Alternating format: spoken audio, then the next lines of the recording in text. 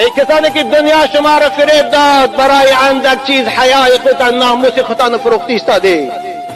ای جوانا، مردها و زنهای فاحشه را پروردگار در دوزخ از شرمگاهاشان آویزان میکند.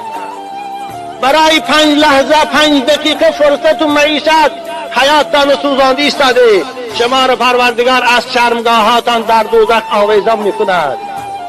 و یضربون علیها باصوات من حدید، شما را به تازیانه های آهنین ملائکه های دهشتناک دوزخ جزا میدهند. وقتی که فریاد میکشد این زن یا این مرد فاحشه، این ملائکه عذاب به سوی او با غضب نگاه کرده میگوید این هذا الصوت، کجاست این فریاد، کجاست این